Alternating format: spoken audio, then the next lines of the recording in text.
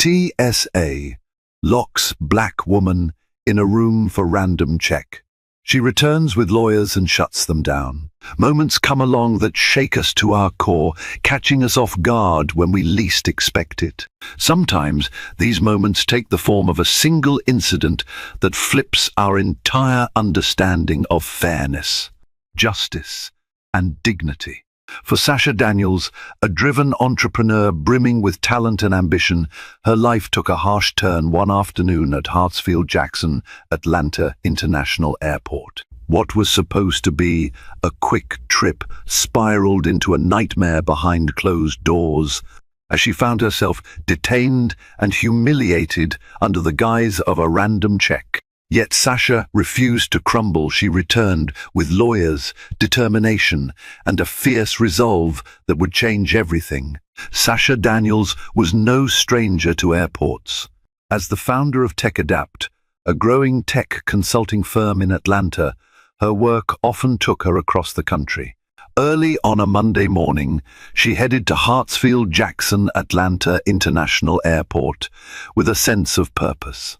Today's flight was more than routine. She was meeting a high-profile client whose contract could redefine her company's future. Confident yet focused, Sasha double-checked her presentation slides on the ride, eager to seize a rare opportunity that could catapult TechAdapt onto a national stage. Beneath her collected exterior, Sasha carried the lessons of her upbringing. Her mother, a tireless educator and civil rights activist, had instilled in her a fierce resolve in the face of injustice. Over the years, Sasha endured her share of microaggressions and outright discrimination, but she prided herself on navigating each challenge with grace. Today, her thoughts revolved around the pitch she would soon deliver, oblivious to the upheaval waiting at the security checkpoint. It began when she placed her laptop and carry-on in plastic bins for screening. The metal detector beeped unexpectedly, prompting a TSA agent to motion her aside. Initially, Sasha didn't worry. Random checks happened. Yet, as the minutes passed, unease crept in. An agent conferred with the supervisor, then asked her to follow them. She was led away from the public eye, down a corridor that felt eerily isolated. Calmly, she answered their questions: occupation, destination, the nature of her travel. But the agent's hushed exchanges hinted this was more than a typical delay. The fluorescent lights and blank walls closed in, and Sasha sensed she was about to face the kind of scrutiny her mother had long warned her about. A random check had taken a sharp turn into something far more invasive. She braced herself, unaware just how deeply this moment would change the course of her life. Minutes ticked by, then more than an hour. The confidence that had radiated through Sasha earlier was dissipating. The two TSA agents, identified only by small name badges, one read Harrington, the other Lopez, seemed to be waiting for something or someone. They whispered back and forth, occasionally glancing at their phones, and avoided Sasha's attempts at conversation. Eventually, a uniformed supervisor entered, a man who introduced himself curtly as Supervisor Grant.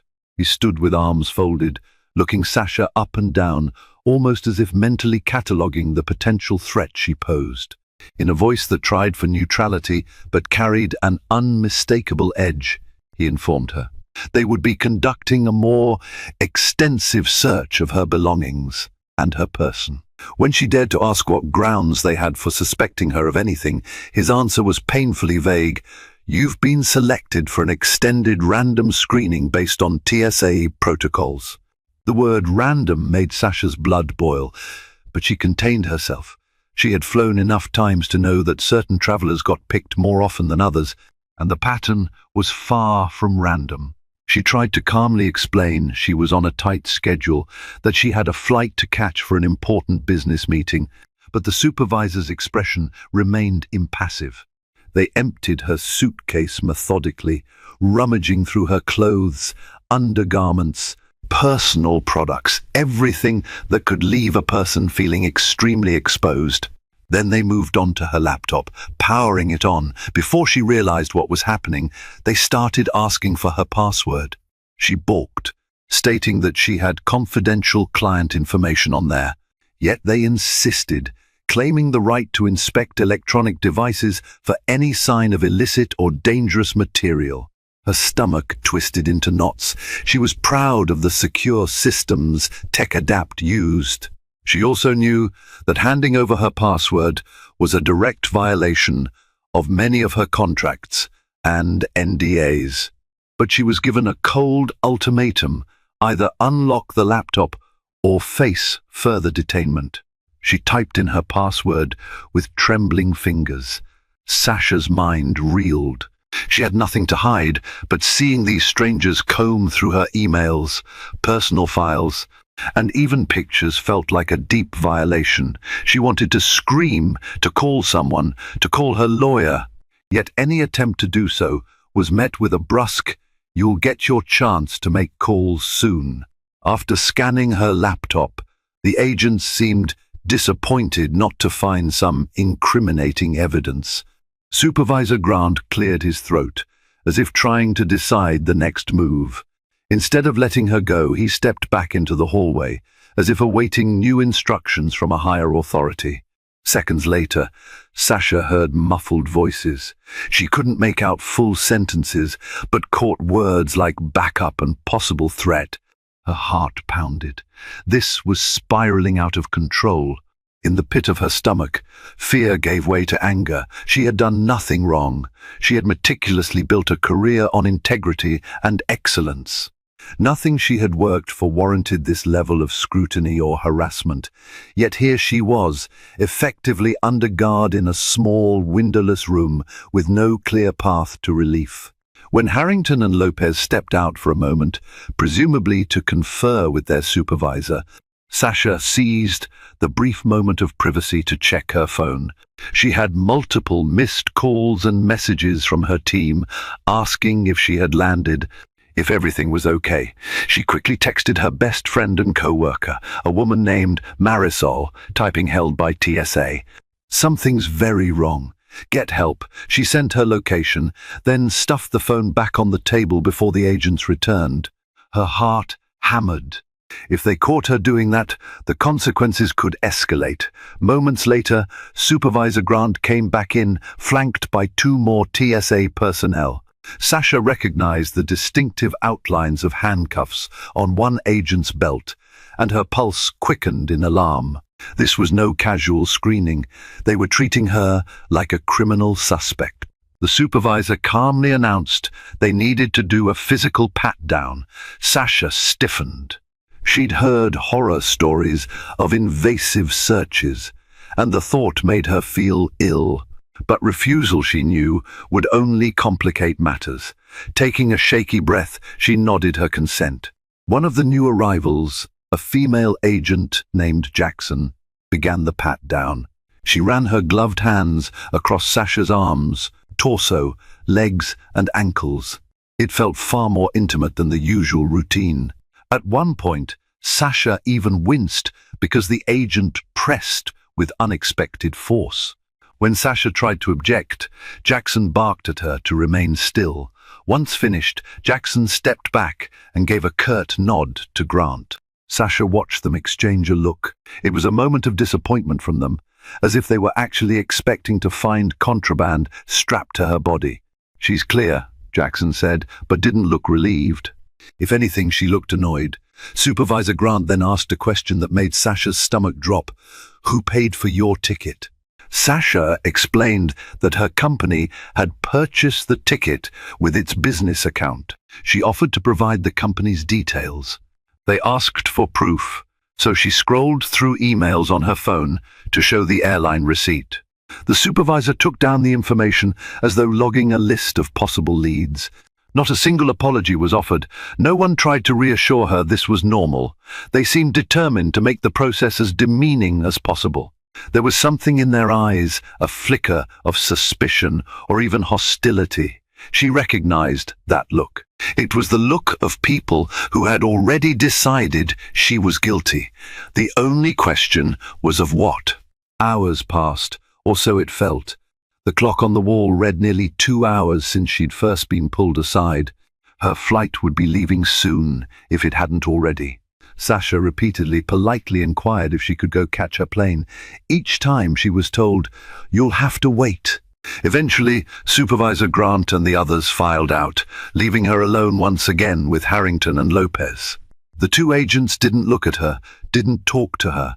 They just stood near the door, arms folded. She was effectively detained, though no one had used that specific word. She leaned her head back against the stark white wall, trying to calm herself. Panic wouldn't help. She needed to think logically. She considered texting her lawyer friend, but worried that might provoke them. She'd already sent out an SOS to Marisol. Maybe someone was on their way to help.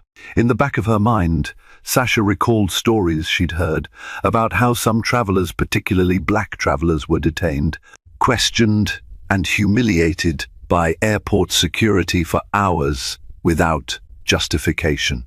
She remembered reading about a man who missed his father's funeral because of an extended screening. He'd received apologies later, but that did nothing to fix the pain inflicted. Would that be her story now? A humiliating, arbitrary ordeal that would end with a half-hearted, "We're just doing our job," while she faced the fallout from missing her critical business meeting. She closed her eyes, conjuring an image of her mother's reassuring face. She reminded herself to breathe deeply and steadily. "Fear is your enemy," her mother would say. "Let your mind stay clear. Let your will stand strong." It was a test of her resolve, and she had no idea how much worse it would get. All she knew was that this was no casual random check. They were looking for something, or perhaps they just wanted to prove a point. Either way, Sasha wasn't going down quietly. In that claustrophobic room, a new determination took hold. She was no longer merely a frightened traveler hoping to catch a flight. She was a woman who had been wronged, and she would remember every detail. They would learn that messing with Sasha Daniels was a mistake they'd come to regret, whether they realized it or not. Supervisor Grant returned about 15 minutes later, an expression of grim satisfaction plastered onto his face. He tossed Sasha's travel documents onto the table.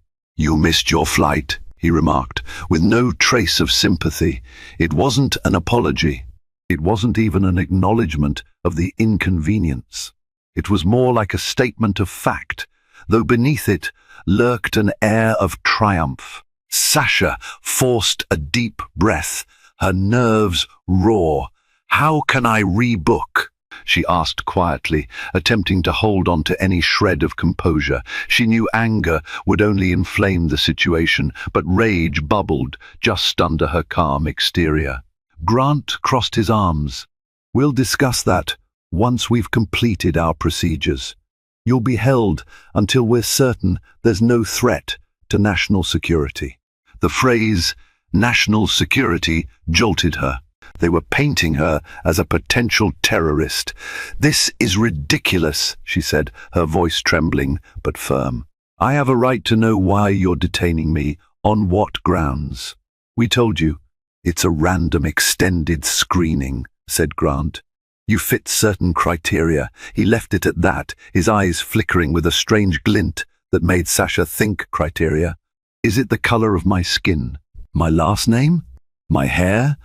At that moment, the door pushed open and a slim young woman in a TSA uniform entered, her gaze darting nervously between Sasha and Grant. The name patch read Nguyen. She seemed to sense the tension in the air because she hesitated, clearing her throat. "Supervisor, can I speak to you outside?" she asked quietly. Grant's jaw clenched. "Not now. We're in the middle of something." "But sir," Nguyen insisted, her voice barely above a whisper, "there's a situation at checkpoint B that needs your attention." He shot her a withering glare, then nodded at the other agents. "Stay here. Keep an eye on Miss Daniels," he instructed Harrington and Lopez, emphasizing Miss Daniels as if it were a code word. With that, Grant stalked out, Nguyen trailing behind, looking tense. For a few moments, there was silence. Sasha could hear the hum of the air vent. She could feel the suspicion radiating off Harrington and Lopez. She decided to take a risk. "Is this how you treat people every day?" she asked softly, her tone measured. "I've cooperated. I've done nothing wrong," neither agent replied. Harrington shifted uncomfortably, clearing his throat while Lopez avoided eye contact. A crack of uncertainty appeared on their faces. Perhaps they knew this had gone too far, but they also knew the power dynamics at play. Sasha saw it. They were cogs in a machine that rarely admitted mistakes. For a fleeting moment, she caught a hint of sympathy in Lopez's eyes, but he said nothing. Time dragged on. At some point, an airport staffer brought in a small, styrofoam cup of water for Sasha. She drank it gratefully. The dryness in her throat momentarily eased, but her mind raced. She needed a strategy. She wanted to film what was happening, but that would likely lead to immediate confiscation of her phone. She wanted to call her lawyer, but she worried they'd prevent it. She rehearsed her next moves in her head, determined to stay one step ahead. After what felt like an eternity, Supervisor Grant burst back into the room, a strange mix of anger and resignation creasing his features. Behind him, Sasha saw Marisol, her friend and co-worker, standing in the hallway, talking animatedly to another TSA officer. Marisol's face was a storm of anxiety and determination. She'd actually come to the airport. The wave of relief that washed over Sasha was profound. Grant gestured to Harrington. "Tell her friend she can't be back here. This is a restricted area," he snapped. Harrington promptly left, presumably to escort Marisol out.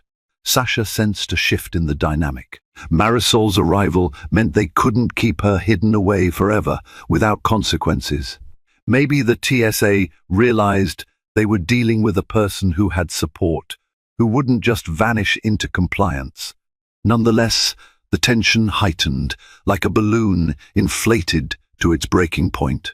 "You got someone out there making a fuss for you," Grant said, narrowing his eyes at Sasha. "You thinking of suing us? Calling the media? Threatening a discrimination suit?" The sarcasm in his tone was unmistakable, but behind it was genuine concern. Sasha knew better than to show her full hand. She shrugged calmly. "I'll do whatever's necessary to protect my rights," Grant scoffed. "Suit yourself." He glanced at his watch, then motioned to the door. "Agents, we're done here. We'll keep her on record in case she tries anything in the future."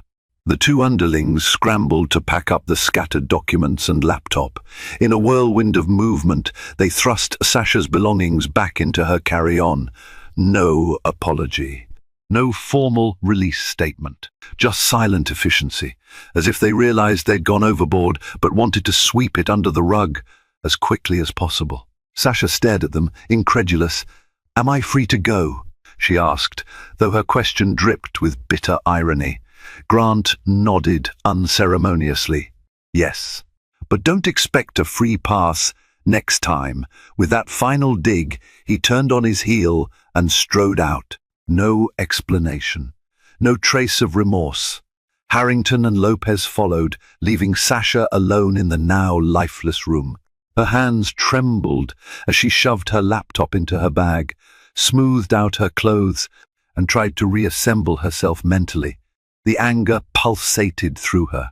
She considered confronting Grant again, demanding an explanation, but she realized it would likely accomplish nothing but more harassment.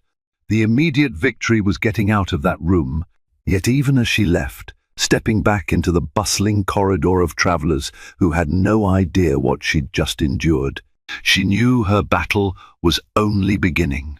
Outside, Marisol stood, arms folded, worry etched on her brow. "Oh my God, Sasha!" she exclaimed, rushing forward. They embraced tightly, a moment of solace in the chaos. Sasha could have cried from relief. "Did you call a lawyer?" Sasha whispered into Marisol's ear, her voice tight with emotion. Marisol nodded vigorously. "Yes, and the moment I told them what was happening, they advised you not to say anything else to the TSA agents. They're from the ACLU's local chapter. They want you to come in and give a statement." Sasha exhaled, feeling both exhaustion and a renewed sense of purpose.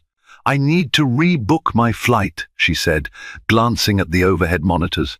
Sure enough, her flight to Chicago had left over an hour ago. Marisol placed a hand on her shoulder, guiding her away from the security area. "That's the least of our worries now. You missed the meeting, but our client's willing to reschedule." She paused, looking Sasha up and down, checking for any sign of injury. "Are you okay?" Sasha hesitated. Physically, she was fine, just drained, humiliated, and fuming. Mentally, she felt a storm brewing. She thought of the countless others who had endured such racial profiling, who didn't have someone waiting for them outside that room, who didn't have a friend who could call for legal help. The injustice of it all tightened her chest, made her throat burn. She squared her shoulders. "Let's go," she said.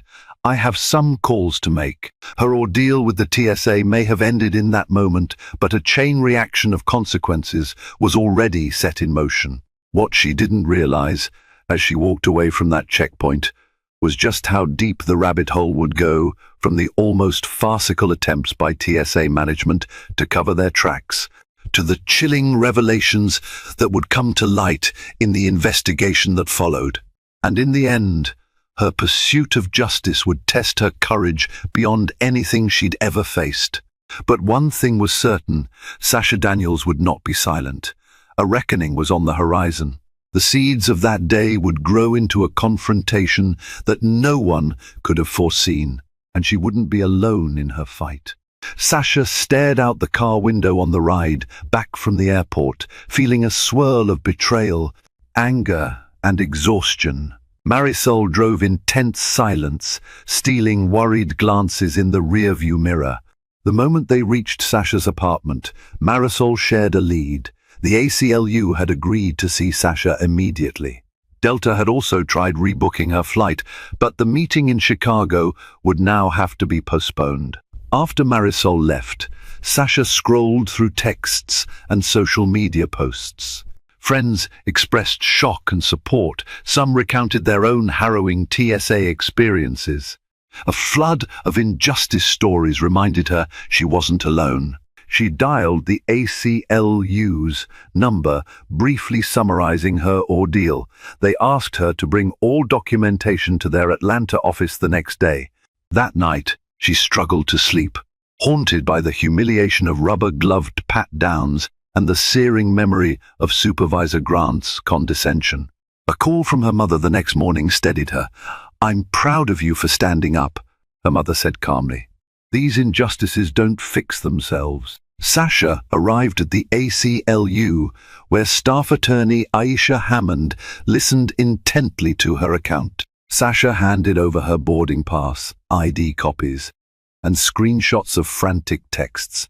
Aisha called it an egregious case of likely racial profiling, suggesting they file a formal complaint and possibly pursue a civil rights lawsuit. Exhausted yet resolved, Sasha agreed. She refused to let the TSA's actions fade without challenge. Driving home, she stopped briefly at a nearby park, letting the noise of children playing soothe her nerves. Though apprehension gnawed at her, determination blazed brighter. She now understood the gravity of her stand. This was more than her own pain. It was a fight for everyone who had ever been locked away, voiceless, under the label of random check. 2 days later, Sasha sat at a long rectangular table in the downtown offices of Wright and Caldwell, a civil rights law firm that often collaborated with the ACLU. The room had a panoramic view of the Atlanta skyline, which glowed under the midday sun. A cluster of lawyers, paralegals, and interns filled the space, flipping through papers, comparing notes on laptops, and conferring in hushed tones. Aisha Hammond from the ACLU sat next to Sasha, introducing her to the team. Richard Wright, a tall man in his 50s with a silver streak in his hair, extended a warm handshake. "We've been briefed on your situation," he said, his voice measured yet empathetic. "We believe you have a strong case." Sasha felt both relieved and overwhelmed by the show of support. Thank you, she said softly, not entirely sure what to expect from this meeting. Richard wasted no time. We'll be looking at potential violations of your Fourth Amendment rights, unreasonable search and seizure, and also the possibility of racial discrimination, which could invoke the Equal Protection Clause. However, cases against TSA can be tricky. They have wide latitude under federal law. We'll need irrefutable evidence. Sasha nodded, her mind racing. Video footage, witness statements, any records of their so-called screening, she said. That's what we need. Richard exchanged a glance with Aisha. We're working on a formal request for all relevant footage and documents from the TSA. Sometimes they stall or claim security exemptions, but we'll do everything in our power to get what we need. Also, we'd like you to detail any psychological or professional harm you've experienced as a result of this incident, lost business, emotional distress, that sort of thing. Sasha's face hardened as she thought about the client meeting in Chicago that she'd missed. While the organization had been understanding, she felt a shift in how they viewed her reliability. Time would tell whether that lost day would cost her company financially. Her voice trembled slightly. I'll provide all of that. A paralegal distributed documents outlining possible legal routes. One route involved filing a complaint directly with the Department of Homeland Security Office for civil rights and civil liberties. Another involved a lawsuit against specific TSA officials in their individual capacity. Aisha spoke up. Typically, the government tries to protect its agents from personal liability, but sometimes direct accountability can be argued if they clearly violated policy or constitutional rights. Sasha exhaled slowly. It's not just me, she began. I've heard stories from other travelers, especially people of color, who've gone through similar ordeals. This kind of profiling has to stop.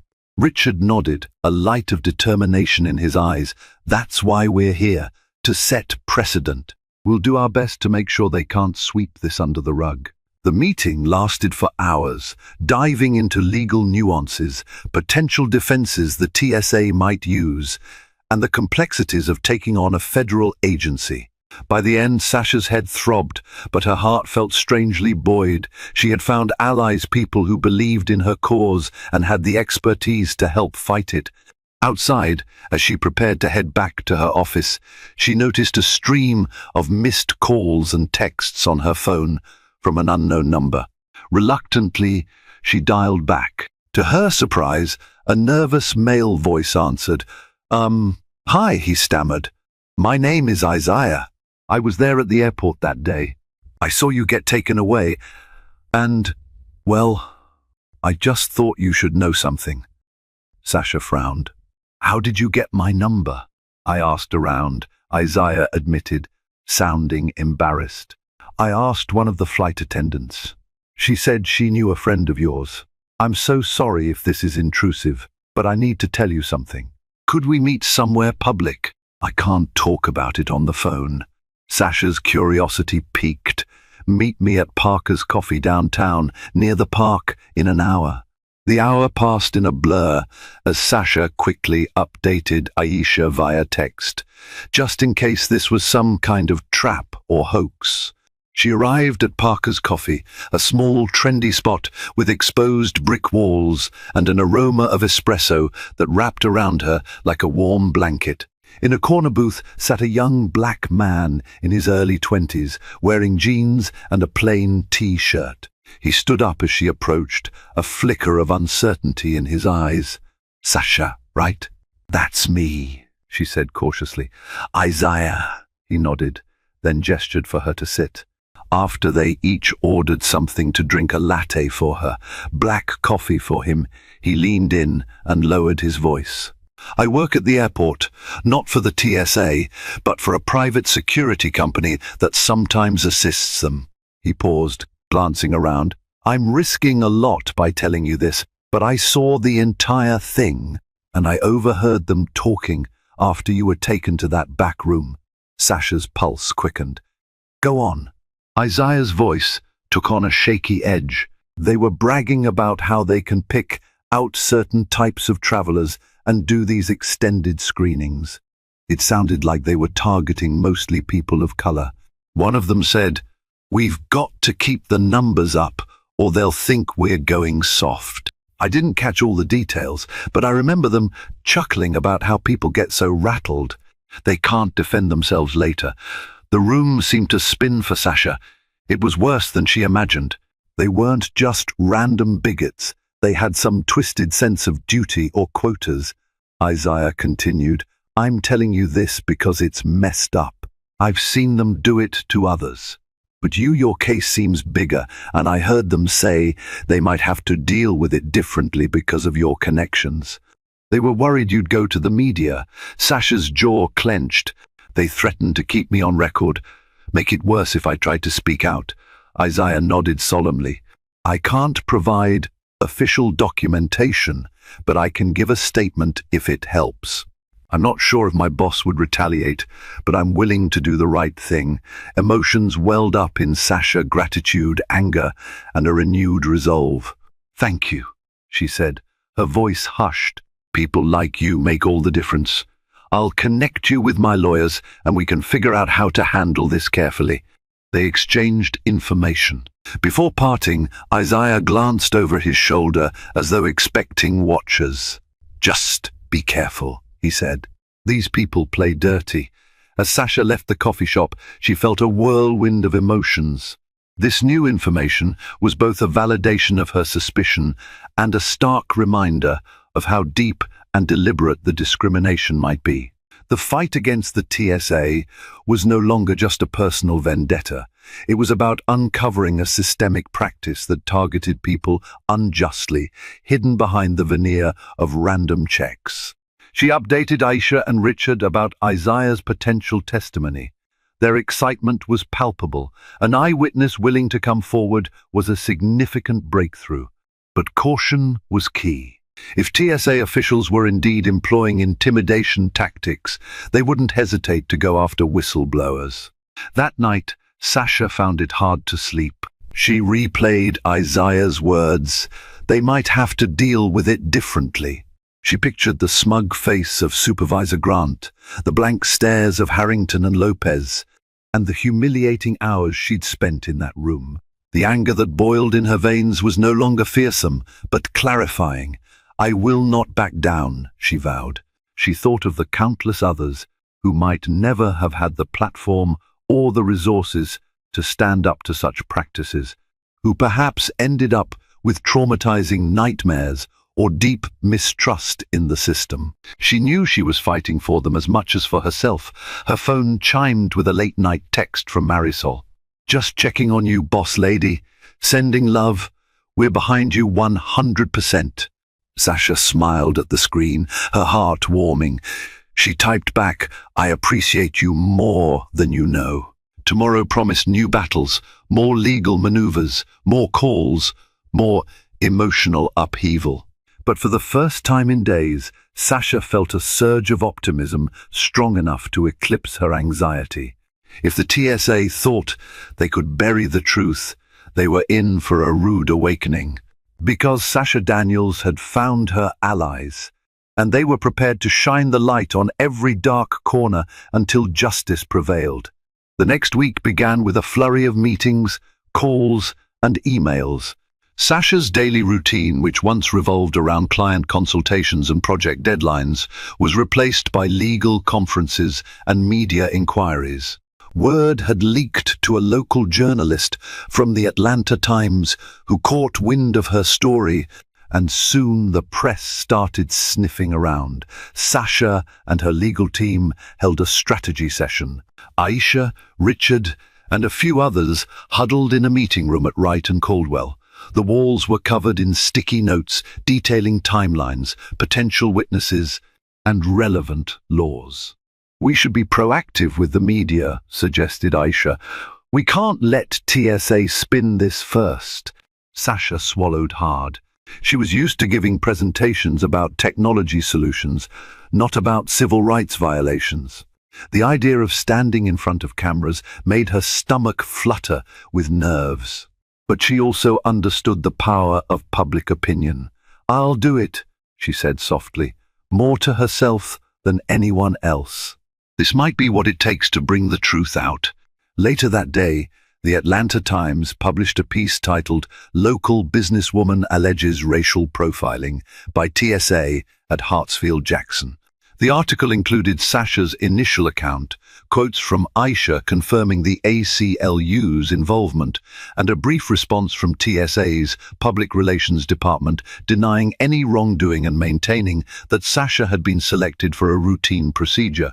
The public response was swift and intense. Online comment sections lit up with debates. Some readers expressed outrage and solidarity, sharing their own experiences of invasive searches. Others questioned her story, accusing her of seeking attention or playing the race card. Sasha knew this was inevitable, but it still hurt to see strangers attacking her integrity. The real turning point came when a second traveler, an older black man named Kenneth Evans, reached out, claiming he'd had a near-identical experience with Supervisor Grant just a month earlier. Kenneth provided a sworn affidavit describing how he was detained for hours, forced to unlock his phone, and subjected to an invasive pat-down. He said he'd been too shaken to complain formally, but after seeing Sasha's story, found the courage to come forward. Overnight, the case shifted from a singular allegation to what looked like a pattern of targeting. With Kenneth's affidavit, plus Isaiah's insider testimony, Sasha's legal team felt momentum.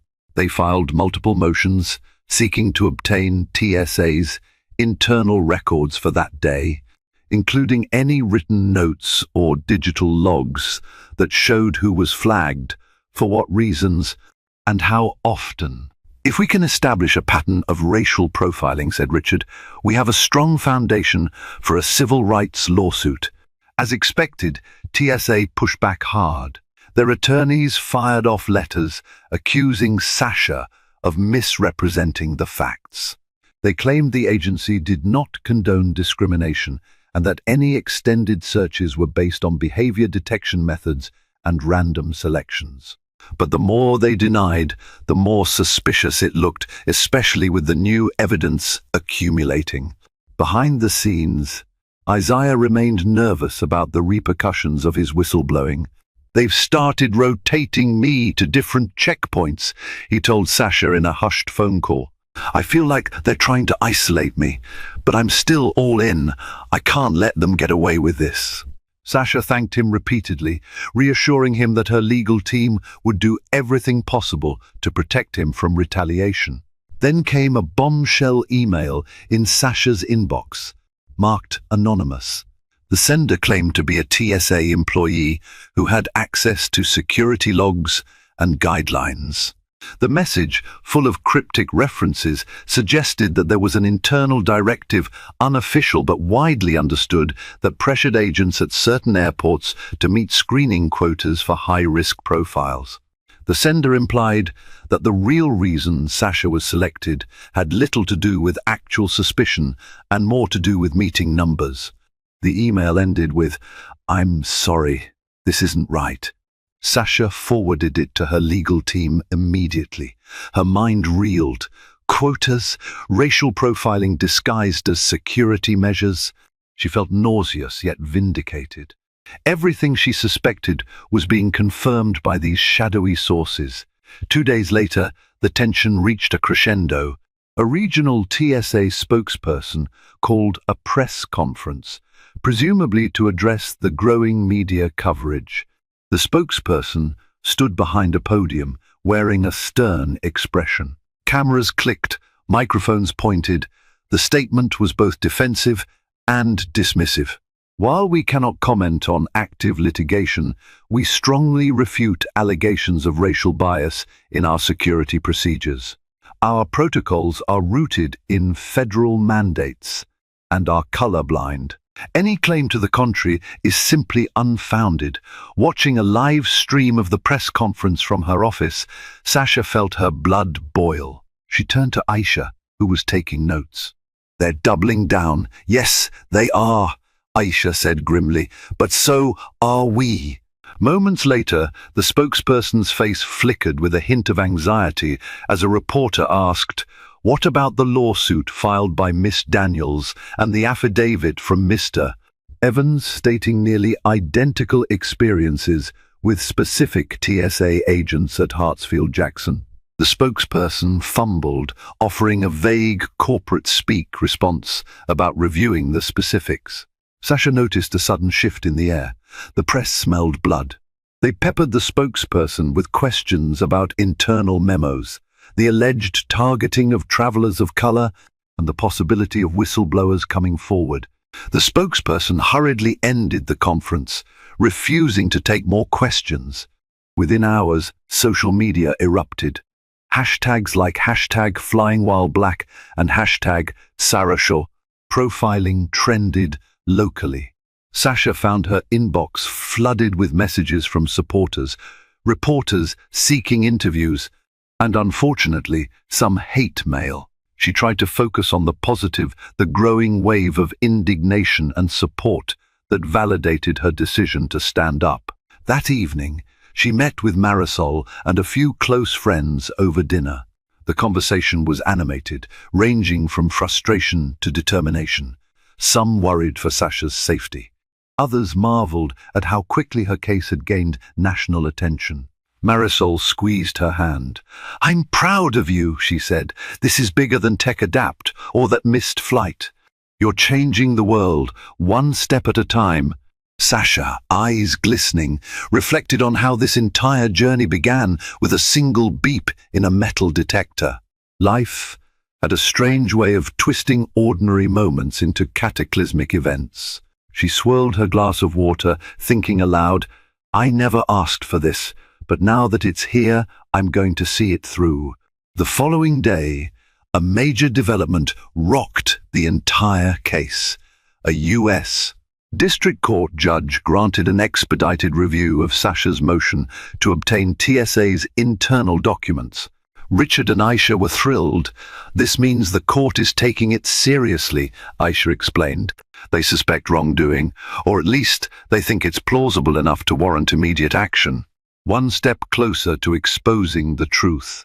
As Sasha prepared for the hearing, the weight of it all pressed on her shoulders. She wasn't just fighting for herself, but for every traveler who'd ever been singled out, for every person who'd endured that cold, windowless backroom. She thought about her mother's words, "We fight these injustices one step at a time." She also thought of all the people who'd been silenced, intimidated, or too traumatized to speak. Her phone buzzed with a text from a number she didn't recognize. "Keep going. We're behind you." It was presumably another silent supporter from within the TSA ranks, encouragement from the shadows. It made her smile through her anxiety. Nerves tingling, Sasha straightened her posture and stepped out onto the sidewalk, heading toward the courthouse with her legal team. Reporters were already gathering, and bright camera lights shone. This was it, the moment she'd been preparing for, the juncture where her personal nightmare transformed into a broader fight for justice.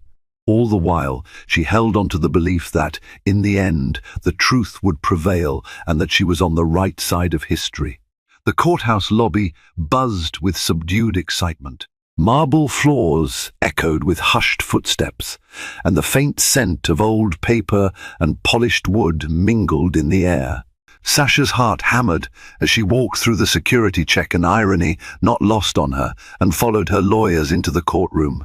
Rows of benches were already filled with reporters, curious onlookers, and TSA representatives, all wearing stoic expressions.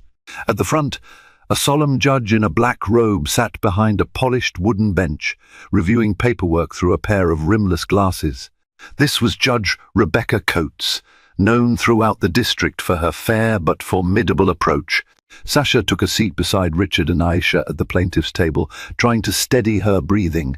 On the defendant's side, TSA's legal team was led by a sharp-faced attorney named Victor McAllister, rumored to be a master of legal technicalities and delaying tactics. Supervisor Grant was also there, wearing a suit that seemed 2 sizes too large, his expression strained. Sasha recognized Harrington and Lopez seated behind him. For a fleeting moment, she locked eyes with Grant. He quickly averted his gaze. The clerk announced the case, Daniels vs. Transportation Security Administration et al. The judge nodded. "Let's proceed," she said, her tone clipped but controlled. Richard stood, his voice carrying the measured confidence of a seasoned litigator. He succinctly laid out Sasha's allegations, the invasive detention, the repeated refusals to explain her selection, the intimidation tactics, and the potential systemic bias suggested by multiple sources. He then requested the immediate release of TSA's internal records relating to screening protocols and racial profiling complaints. McAllister rose in a practiced display of theatrical indignation. "Your Honor, the TSA denies all allegations of wrongdoing. Our procedures are governed by federal regulations designed to protect national security. Any attempt to pry into these procedures risks exposing sensitive information that could compromise airport safety." The judge frowned. "Counsel, national security is paramount, but the court has a duty to ensure constitutional rights are not violated. We can review documents in camera if needed." McAllister tried to sidestep.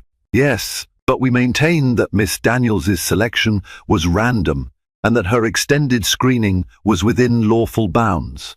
We see no need to release sensitive internal data that is classified or beyond the scope." Aisha stood.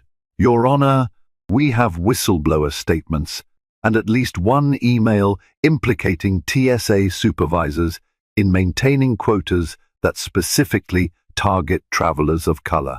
This is a serious allegation that must be investigated. We're happy to have an in-camera review, but we insist that the requested materials be produced." Judge Coates eyed McAllister. "I don't see how the TSA can claim all these documents are classified. We're talking about logs for a specific date, plus guidelines for extended screenings. I will order a limited production of documents for in-camera review. If the court deems them relevant and not a threat to genuine national security, they will be released to the plaintiff's counsel."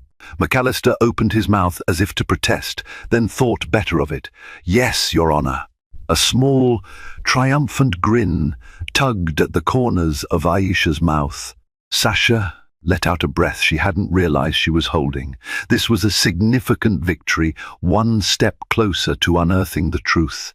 The hearing continued, addressing everything from the timeline of discovery to the scope of depositions. At one point, the judge mentioned the possibility of depositions for the specific TSA agents named in Sasha's complaint, including Supervisor Grant. McAllister bristled at this, but he could only nod stiffly. After a tense hour, Judge Coates adjourned, setting dates for further proceedings. Sasha watched as McAllister hurriedly conferred with Grant, who looked rattled. The group exited quickly, avoiding the press outside. Sasha's exit, however, was met with a flurry of cameras and microphones. She tried to keep her composure. A local reporter asked, "Miss Daniels, how do you feel about today's proceedings?" For a moment, Sasha considered a carefully measured response, but the rawness of her ordeal still smoldered within her. She spoke clearly, "I feel hopeful. We just want the truth. If TSA is truly following legal, non-discriminatory procedures, they have nothing to hide. But if there's a pattern of racial profiling, it ends here." A second reporter from a national outlet pushed forward. "Do you believe this case could uncover widespread misconduct?" Sasha glanced at Aisha, who nodded encouragingly. Turning back to the reporter, Sasha replied, "We have reason to believe my experience wasn't an isolated incident. Our hope is that by bringing these facts to light, we can ensure no one else endures what I did." The swirl of questions continued, but Richard gently guided her away toward an elevator. Once the doors closed, Sasha leaned against the wall, heart pounding. "That was intense," she whispered. Richard gave her a reassuring pat on the shoulder. "You handled it well. The fight's far from over, but today's outcome was good." In the following weeks, depositions began. Supervisor Grant and Agents Harrington, Lopez and Jackson were all deposed under oath. Their stories varied slightly, sometimes contradicting each other's accounts. At times, McAllister objected, citing security concerns. But the more they spoke, the clearer it became that the official narrative was full of holes. In the private transcripts, references to meeting the screening numbers popped up, though the agents tried to downplay their meaning. Meanwhile, Sasha's attorneys received partial access to the TSA logs for the day in question. The heavily redacted pages still revealed startling data. Of the 37 extended screenings that day, 29 involved travelers of color. This pattern matched the statements from Kenneth Evans, Isaiah, and the anonymous email. While TSA insisted it was all coincidental, the statistics painted a damning portrait. Then came the day Sasha and her lawyers were called into a settlement conference. McAllister arrived with a stern-faced TSA official from Washington who promptly offered a settlement figure and a vague promise that the agency would review its internal practices. The sum was sizable, but it came with a non-disclosure agreement (NDA) that would prevent Sasha from sharing any details publicly. Sasha's eyes scanned the offer letter, her stomach churning. She thought about the nights she'd lain awake, reliving that detention room, how her business had suffered missed opportunities, how many stories she'd heard from other victims. Taking the money and signing an NDA felt like blood money. She looked to Richard, then Aisha. Both wore conflicted expressions, knowing this was a common tactic, pay off the plaintiff to suppress the bigger issue. Finally, Sasha handed the letter back. "No," she said firmly. "I didn't come this far to be silenced." The TSA official's face twitched. Surprised, McAllister pressed. "You should really consider." "Thank you," Sasha interrupted. "But no." That refusal marked a turning point. The gloves came off. TSA's legal team ramped up their attacks, painting Sasha as a disgruntled traveler looking for a payday. They released statements claiming her business was failing, implying that she'd fabricated the entire ordeal for money. It was a smear campaign, and it stung. Her staff at TechAdapt found themselves fielding suspicious inquiries from potential clients who'd read the headlines. But Sasha remained steadfast. She conducted a measured media response, pointing to the evidence, the logs, the whistleblower statements. As the court date approached, the tension in the city grew. The local community rallied around her, holding small protests outside the airport. The story had transcended Sasha's personal narrative and become a rallying cry for broader reform in airport security. Finally, the day of the trial arrived complete with jury selection, opening statements, and witness testimonies. Isaiah, voice trembling but resolute, told the court what he'd overheard that day, recounting how certain TSA staff openly joked about bagging the right type of traveler. Kenneth Evans sat in the audience, tears in his eyes, grateful that this was finally being aired in public. When Sasha took the stand, she locked eyes with the jury.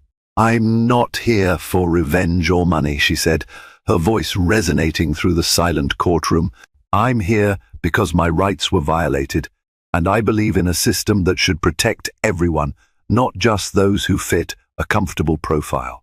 During cross-examination, McAllister tried to corner her with insinuations of her seeking attention or financial gain. Sasha maintained her poise, clarifying each event, refusing to be rattled. Each question he posed further revealed the cracks in the TSA's story, When the gavel finally fell on the last day of testimony, the courtroom seemed to hold its collective breath. Judge Coates dismissed the jury, who would deliberate on the evidence. Sasha sat with clammy hands, glancing at her team. This was the culmination of months of fear, anger, and determination. Outside, the press waited. Speculation ran rampant. Some predicted a hung jury, given the complexity of suing a federal agency. Others said the evidence was too strong to ignore. As Sasha stepped into the crisp morning air, she sensed that no matter the verdict, something seismic had shifted. She'd peeled back the curtain on an insidious practice, forcing it into the spotlight. Now it was in the jury's hands. And for Sasha Daniels, the waiting would be the hardest part of all. The jury deliberated for 3 long days, 72 hours of anxious waiting that felt like an eternity. Sasha tried to keep busy, immersing herself in tech-adapt projects and meeting with her team to maintain a sense of normalcy. Yet every time her phone buzzed, she jumped, expecting news from the courthouse. Finally, on the 4th day, a call came in from Richard. "They have a verdict," he said simply, his tone guarded. "We need to be in court by noon." Sasha's stomach churned. She slipped on a modest black dress, her mind swirling with possibilities. Would the jury side with her, or would they let TSA's disclaimers and national security arguments sway them? Part of her feared disappointment. Part of her felt hopeful, remembering the sincerity of the whistleblowers, the damning logs, and the heartfelt testimonies. She arrived at the courthouse with Marisol by her side. Cameras flashed. A hush fell in the corridors as people parted to let her pass. In the courtroom, the air crackled with anticipation. Judge Coates entered, and everyone rose. The jury filed in, somber and stone-faced. "Madam Foreperson," the judge intoned, "has the jury reached a unanimous verdict?" The foreperson, a middle-aged woman in a neat grey suit, stood, a folded piece of paper in her hand. "We have, Your Honor." She handed the paper to the bailiff, who passed it to Judge Coates. The judge read silently for a moment, then nodded. "In the matter of Daniels v.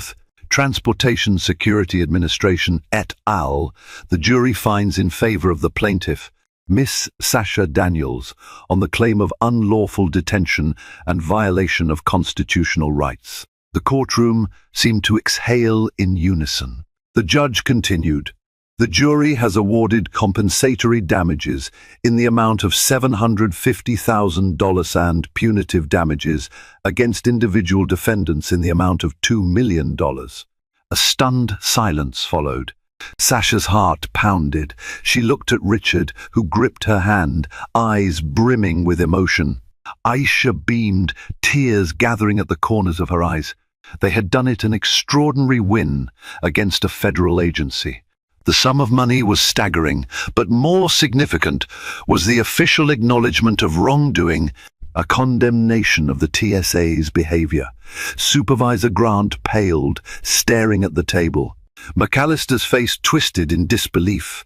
No doubt the TSA would consider appeals, but for the moment, the moral victory was clear. In the gallery, Isaiah raised a clenched fist in silent triumph. Kenneth Evans bowed his head, whispering thanks under his breath. As Sasha left the courthouse, the press swarmed. Microphones thrust forward, reporters firing questions. She answered calmly, stating her gratitude to the jury for their courage and reiterating that this case was about principle. "Our airports should be safe for everyone without discrimination," she said, her voice strong. "Today's verdict sends a message. No agency is above accountability." In the weeks that followed, the TSA tried to downplay the verdict, hinting at an appeal, while claiming the jury's decision was influenced by emotional testimony rather than fact. But their arguments rang hollow. Internal memos leaked, showing that the agency was scrambling to revise certain screening protocols and re-evaluate staff training methods. Supervisor Grant, Harrington, Lopez, and others were placed on administrative leave, pending further investigation. Some even faced disciplinary proceedings or outright termination.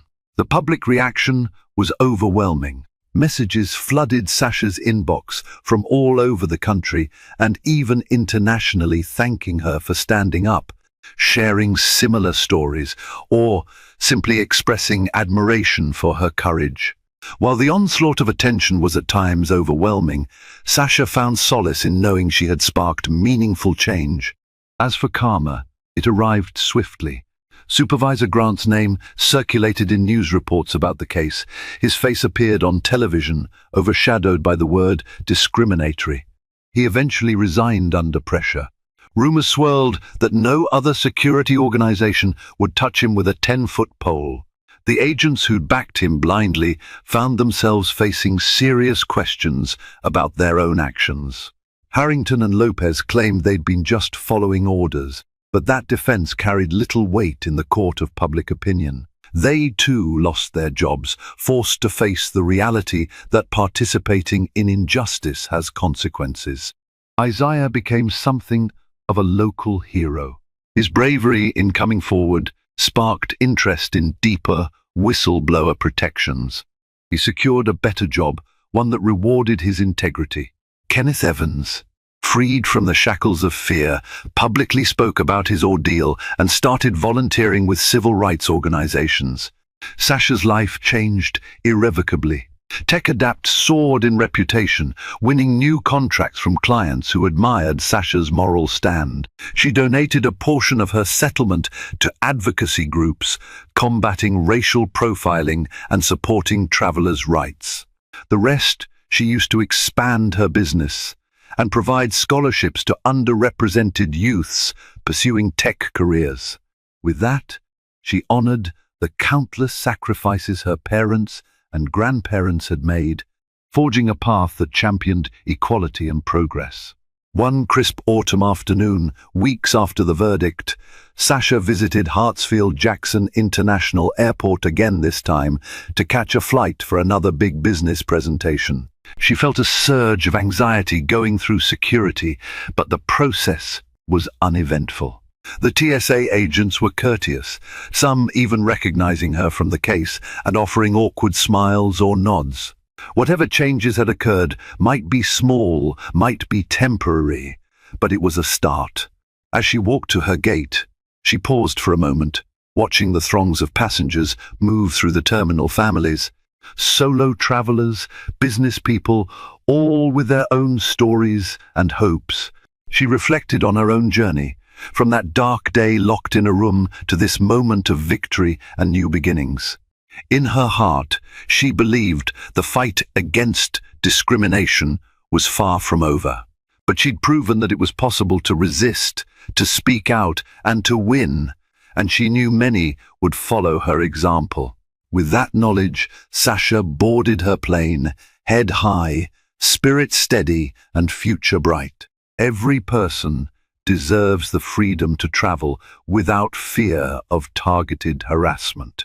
Sasha's story showed us how quickly an everyday moment can transform into a battle for justice, and the power that comes from standing firm, even when the odds feel insurmountable. Yet her victory isn't just for her, it's for all those who've ever felt singled out, profiled, or silenced.